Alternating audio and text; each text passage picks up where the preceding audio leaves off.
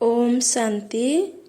ଆଜିର ସାକାର ମୁରଲି 1-9-2020।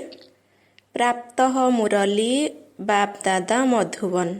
मिठे बच्चे, बाबा तुम मानकु कर्म अकर्म विकर्मर गुह्य गतिर ज्ञान शुणाइबा पाई आसिछन्ति। जेतेबेले आत्मा एवं शरीर उभय पवित्र थाए सेतेबेले कर्म अकर्म होइथाए। पतित हेबा द्वारा विकर्म होइथाए। प्रश्न, आत्मारे जंक लागिबार कारण कौन? जंक लागिथिबा आत्मार लक्षण कौन होइथिब? उत्तर, जंक लागिबार कारण हेला विकार। पतित हेबा द्वारा जंक लागिथाए। जदि ए पर्यंत जंक लागी रहिछि तेबे पुरुणा दुनिया प्रति आकर्षण रहिथिब। बुद्धि विकार आड़कु जाउथिब। जोगयुक्त स्थितिरे रही पारु नथिबे। ओम शांति। पिलामाने एहार अर्थ तो बुझिगलेणी। ओम शांति कहिले एही स्मृति आसी जाउछि जे आमे आत्मा माने एठाकार बासिंदा नुहे। आमे तो शांति धामर बासिंदा। घरे रहुथिबा बेले मोर स्वधर्म थिला शांति।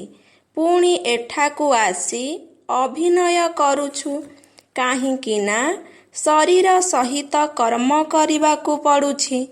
भल मंद दुई प्रकारर कर्म होइथाए। रावण राज्ୟରେ मंद कर्म हुए। रावण राज्ୟରେ ସମସ୍ତଙ୍କର ବିକର୍ମ ହୋଇଯାଉଛି। ଜଣେ ହେଲେ ମନୁଷ୍ୟ ନାହାନ୍ତି ଯାହାଙ୍କ ଦ୍ୱାରା ବିକର୍ମ ନ ହେଉଛି। ମନୁଷ୍ୟମାନେ ତ ଭାବୁଛନ୍ତି ସାଧୁ ସନ୍ନ୍ୟାସୀ ଆଦିଙ୍କ ଦ୍ୱାରା ବିକର୍ମ ହେଉନାହିଁ କାହିଁକି ନା ସେମାନେ ପବିତ୍ର ରହୁଛନ୍ତି। ସେମାନେ ସନ୍ନ୍ୟାସ କରିଛନ୍ତି। ବାସ୍ତବରେ ପବିତ୍ର କାହାକୁ କୁହାଯିବ ଏକଥା ବିଲକୁଲ ହିଁ ଜାଣି ନାହାନ୍ତି। କହୁଛନ୍ତି ମଧ୍ୟ ଆମେ ପତିତ ଅଟୁ। ପତିତ ପାବନଙ୍କୁ ଡାକୁଛନ୍ତି। ସେ ନ ଆସିବା ପର୍ଯ୍ୟନ୍ତ ଦୁନିଆ ପବିତ୍ର ହୋଇପାରିବ ନାହିଁ। ଏହି ଦୁନିଆ ପତିତ ପୁରୁଣା ହୋଇଥିବାରୁ ସେଥିପାଇଁ ପବିତ୍ର ଦୁନିଆକୁ ମନେ ପକାଉଛନ୍ତି। ପବିତ୍ର ଦୁନିଆକୁ ଗଲେ ଆଉ ଏହି ପତିତ ଦୁନିଆକୁ ମନେ ପକାଇବେ ନାହିଁ। ସେହି ଦୁନିଆ ହିଁ ଅଲଗା ଅଟେ। ପ୍ରତ୍ୟେକ ଜିନିଷ ନୂଆ ଏବଂ ପୁରୁଣା ହୋଇଥାଏ ନା। ନୂଆ ଦୁନିଆରେ ଜଣେ ହେଲେ ପତିତ ରହିବେ ନାହିଁ। ନୂଆ ଦୁନିଆର ରଚୟିତା ହେଉଛନ୍ତି ପରମପିତା ପରମାତ୍ମା। ସେ ହିଁ ପତିତ ପାବନ ଅଟନ୍ତି। ତାଙ୍କର ରଚନା ମଧ୍ୟ ନିଶ୍ଚୟ ପବିତ୍ର ହେବା ଦରକାର। ପତିତରୁ ପାବନ, ପାବନରୁ ପତିତ କିପରି ହେଉଛେ ଏକଥା ଦୁନିଆରେ କାହାରି ବୁଦ୍ଧିରେ ଆସିପାରିବ ନାହିଁ। କଳ୍ପ କଳ୍ପ ବାବା ହିଁ ଆସି ବୁଝାଉଛନ୍ତି। ତୁମମାନଙ୍କ ମଧ୍ୟରେ କେତେକ ସନ୍ତାନ ନିଶ୍ଚୟ ବୁଦ୍ଧି ହୋଇ ପୁଣି ସଂଶୟ ବୁଦ୍ଧି ହୋଇଯାଉଛନ୍ତି। ମାୟା ଏକଦମ ଗ୍ରାସ କରିଦେଉଛି। ତୁମେ ମହାରଥୀ ଅଟନା। ମହାରଥୀମାନଙ୍କୁ ହିଁ ଭାଷଣ କରିବା ପାଇଁ ଡାକିଥାନ୍ତି। ମହାରାଜାମାନଙ୍କୁ ମଧ୍ୟ ବୁଝାଇବାକୁ ହେବ। ତୁମେ ହିଁ ପ୍ରଥମେ ପବିତ୍ର ପୂଜ୍ୟ ଥିଲ। ଏବେ ତ ଏହା ହେଉଛି ପତିତ ଦୁନିଆ। ପବିତ୍ର ଦୁନିଆରେ ଭାରତବାସୀମାନେ ହିଁ ଥିଲେ। ତୁମେ ଭାରତବାସୀ ଆଦି ସନାତନ ଦେବୀ ଦେବତା ଧର୍ମର ଡବଲ ମୁକୁଟଧାରୀ ସମ୍ପୂର୍ଣ୍ଣ ନିର୍ବିକାରୀ ଥିଲ। ମହାରଥୀମାନଙ୍କୁ ତ ଏହିପରି ବୁଝାଇବାକୁ ହେବ ନା। ଏହି ନିଶାରେ ବୁଝାଇବାକୁ ପଡ଼ିବ। ଭଗବାନ ଉବାଚ, କାମାଗ୍ନି ଦ୍ୱାରା ଶ୍ୟାମଳ ହୋଇଯାଉଛନ୍ତି ପୁଣି ଜ୍ଞାନାଗ୍ନି ଦ୍ୱାରା ଗୋରା ହେବେ। ବର୍ତ୍ତମାନ ଯିଏ ବୁଝାଉଛନ୍ତି ସେ ତ କାମାଗ୍ନିରେ ଜଳିପାରିବେ ନାହିଁ କିନ୍ତୁ ଏହିପରି ମଧ୍ୟ ଅଛନ୍ତି ଯିଏ ଅନ୍ୟକୁ ବୁଝାଇ ବୁଝାଇ ନିଜେ କାମାଗ୍ନିରେ ଝାସ ଦେଉଛନ୍ତି। ଆଜି ବୁଝାଉଛନ୍ତି, କାଲି ବିକାରଗ୍ରସ୍ତ ହୋଇଯାଉଛନ୍ତି। ମାୟା ବଡ଼ ଜବରଦସ୍ତ ଅଟେ, ସେ କଥା ଆଉ ପଚାରିବାର ନାହିଁ। ଯେଉଁମାନେ ଅନ୍ୟକୁ ବୁଝାଉଛନ୍ତି ସେମାନେ ନିଜେ ହିଁ କାମାଗ୍ନିରେ ଭସ୍ମୀଭୂତ ହୋଇଯାଉଛନ୍ତି।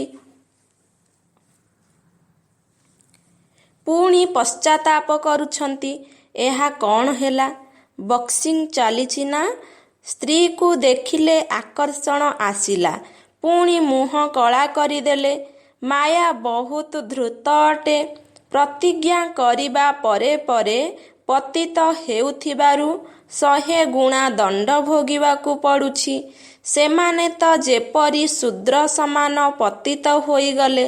ଗାୟନ ମଧ୍ୟ ରହିଛି, ଅମୃତ ପିଇ ପୁଣି ବାହାରକୁ ଯାଇ ଅନ୍ୟମାନଙ୍କୁ ହଇରାଣ କରୁଥିଲେ ବିକାରଗ୍ରସ୍ତ ହେଉଛନ୍ତି। ତାଳି 2 ହାତରେ ବାଜିଥାଏ, ଗୋଟିଏ ହାତରେ ତ ବାଜି ପାରିବ ନାହିଁ। ଉଭୟ ଖରାପ ହୋଇଥାନ୍ତି।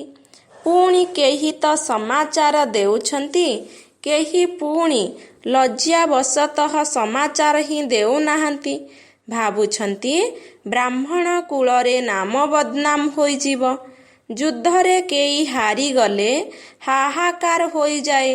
ଆରେ, ଏତେ ବଡ଼ ପହିଲମାନଙ୍କୁ ମଧ୍ୟ ହରାଇ ଦେଲେ। ଏହିପରି ବହୁତ ଦୁର୍ଘଟଣା ହୁଏ। ମାୟା ଚାପୁଡ଼ା ମାରିଥାଏ। ବହୁତ ବଡ଼ ଲକ୍ଷ୍ୟ ରହିଛି ନା। ଏବେ ତୁମମାନେ ବୁଝାଉଛ ଯେ ଯେଉଁମାନେ ସତ୍ତ୍ୱପ୍ରଧାନ ଗୋରା ଥିଲେ ସେଇମାନେ ହିଁ କାମଚିତାରେ ବସି କଳା ତମ ପ୍ରଧାନ ହୋଇଛନ୍ତି।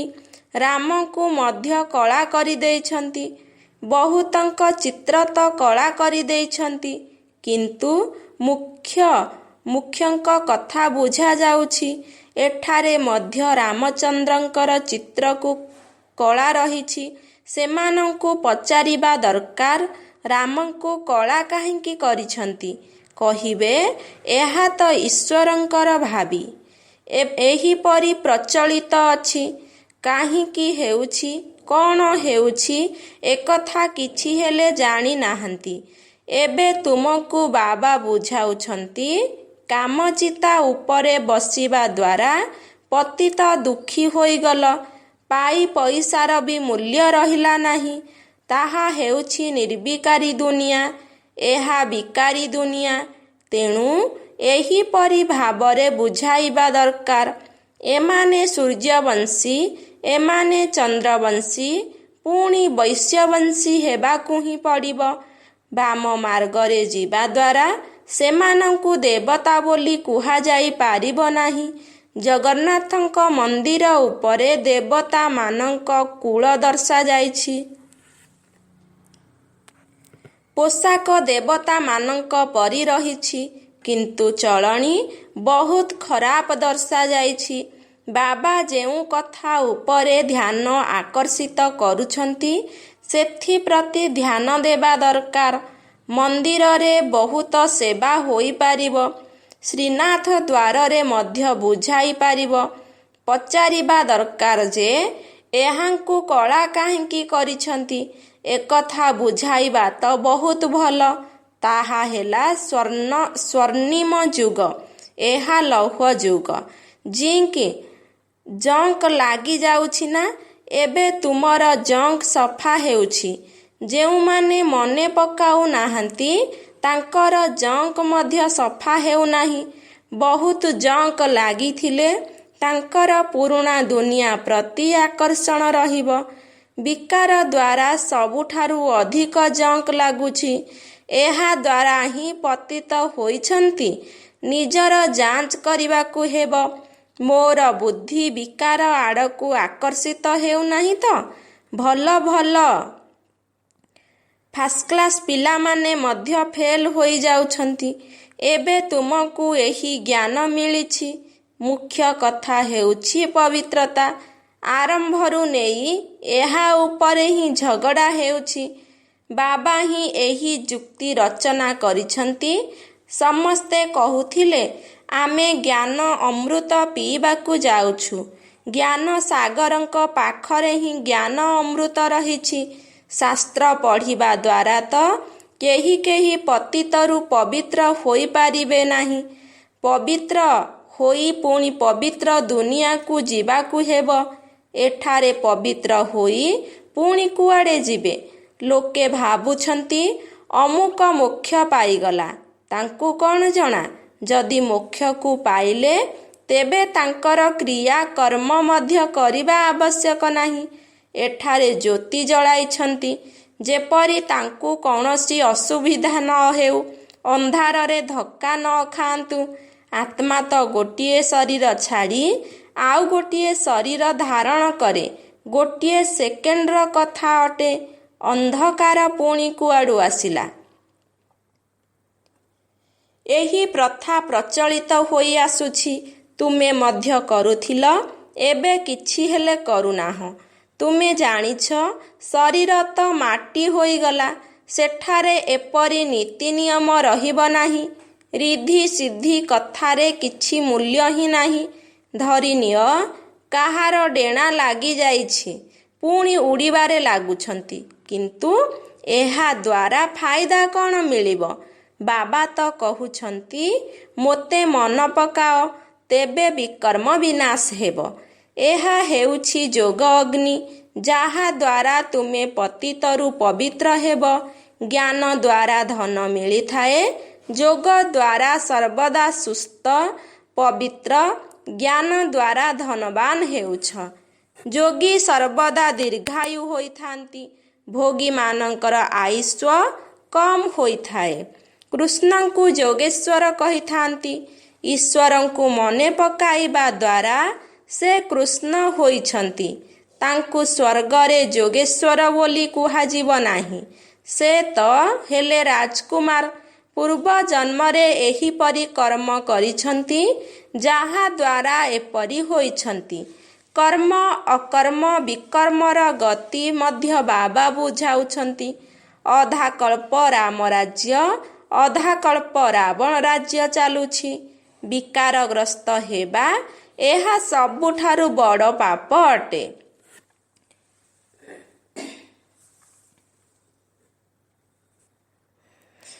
ସମସ୍ତେ ହେଉଛନ୍ତି ଭାଇ ଭଉଣୀ ନା? ଆତ୍ମାମାନେ ସବୁ ହେଲେ ଭାଇ ଭାଇ। ଭଗବାନଙ୍କର ସନ୍ତାନ ହୋଇ ପୁଣି ବିକାରୀ କର୍ମ କିପରି କରୁଛନ୍ତି? ଆମେ ବିକାରର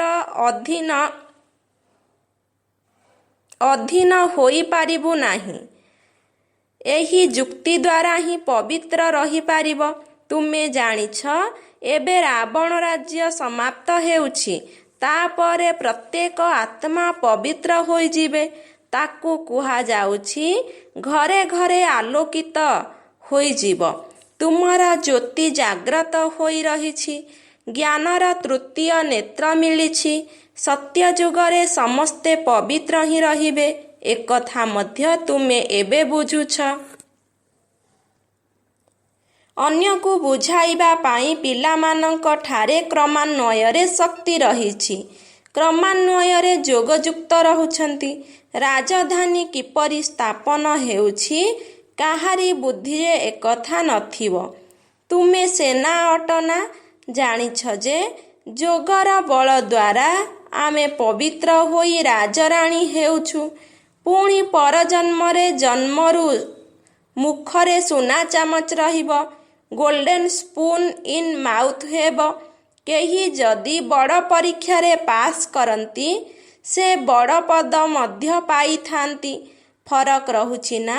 ଯେତେ ପାଠ ପଢ଼ା ସେତେ ସୁଖ। ଏଠାରେ ତ ଭଗବାନ ପଢ଼ାଉଛନ୍ତି। ଏହି ନିଶା ଚଢ଼ି ରହିବା ଉଚିତ। ଶକ୍ତିଶାଳୀ ମାଲ ମିଳୁଛି। ଭଗବାନଙ୍କ ବିନା ଏହିପରି ଭଗବାନ ଭଗବତୀ କିଏ କରାଇବ? ତୁମେ ଏବେ ପତିତରୁ ପବିତ୍ର ହେଉଛ। ପୁଣି ଜନ୍ମ ଜନ୍ମାନ୍ତର ପାଇଁ ସୁଖୀ ହୋଇଯିବ। ଉଚ୍ଚ ପଦ ପାଇବ। ପଢ଼ୁ ପଢ଼ୁ ପୁଣି ବିକାରୀ ହୋଇଯାଉଛନ୍ତି। ଦେହ ଅଭିମାନରେ ଆସିବା ଦ୍ୱାରା ପୁଣି ଜ୍ଞାନର ତୃତୀୟ ନେତ୍ର ବନ୍ଦ ହୋଇଯାଉଛି। ମାୟା ବଡ଼ ଜବରଦସ୍ତ ଅଟେ। ବାବା ନିଜେ କହୁଛନ୍ତି, ଏଥିରେ ବହୁତ ପରିଶ୍ରମ ରହିଛି। ମୁଁ କେତେ ପରିଶ୍ରମ କରୁଛି ବ୍ରହ୍ମାଙ୍କ ଶରୀରରେ ଆସି, କିନ୍ତୁ ବୁଝିଲା ପରେ ମଧ୍ୟ କହିଦେଉଛନ୍ତି, ଏମିତି କ'ଣ ହୋଇପାରିବ ଯେ ଶିବ ବାବା ଆସି ପଢ଼ାଉଛନ୍ତି? ଆମେ ମାନିବୁ ନାହିଁ। ଏସବୁ ଚାଲାକି କଥା। ଏହିପରି ମଧ୍ୟ କହିଦେଉଛନ୍ତି, ରାଜତ୍ୱ ସ୍ଥାପନ ତ ହୋଇଯିବ। କହନ୍ତି ନା, ସତ୍ୟର ନୌକା ହଲିବ କିନ୍ତୁ ଡୁବିବ ନାହିଁ। କେତେ ବିଘ୍ନ ପଡ଼ୁଛି। ଆଚ୍ଛା, ମିଠା ମିଠା ଶିକିଲଧେ ସନ୍ତାନମାନଙ୍କ ପ୍ରତି ମାତା ପିତା ବାପ ଦାଦାଙ୍କର ମଧୁର ସ୍ନେହଭରା ସ୍ମୃତି ଏବଂ ସୁପ୍ରଭାତ। ଆତ୍ମିକ ପିତାଙ୍କର ଆତ୍ମିକ ସନ୍ତାନମାନଙ୍କୁ ନମସ୍ତେ। ଧାରଣା ପାଇଁ ମୁଖ୍ୟ ସାର। ଯୋଗର ଅଗ୍ନି ଦ୍ୱାରା ବିକାରର କଳଙ୍କିକୁ ସଫା କରିବାକୁ ହେବ। ନିଜର ଯାଞ୍ଚ କରିବାକୁ ହେବ ଯେ ମୋର ବୁଦ୍ଧି ବିକାର ଆଡ଼କୁ ଯାଉନାହିଁ ତ।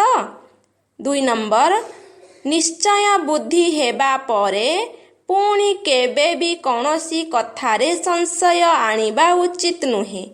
ବିକର୍ମରୁ ରକ୍ଷା ପାଇବା ପାଇଁ ଯେକୌଣସି କର୍ମ ନିଜର ସ୍ୱଧର୍ମରେ ସ୍ଥିତ ହୋଇ ବାବାଙ୍କର ସ୍ମୃତିରେ ରହିବାକୁ ହେବ।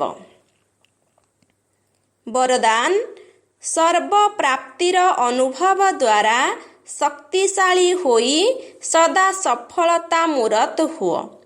ବିସ୍ତାର, ଯେଉଁମାନେ ସର୍ବପ୍ରାପ୍ତିର ଅନୁଭବୀ ମୂରତ, ସେଇମାନେ ହିଁ ଶକ୍ତିଶାଳୀ ଆତ୍ମା।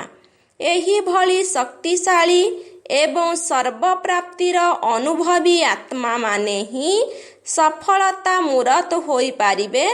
କାହିଁକି ନା ବର୍ତ୍ତମାନ ବିଶ୍ୱର ସର୍ବ ଆତ୍ମାମାନେ ଖୋଜିବାକୁ ଲାଗିବେ ଯେ ସୁଖ ଶାନ୍ତିର ମାଷ୍ଟର ଦାତାମାନେ କେଉଁଠି ଅଛନ୍ତି।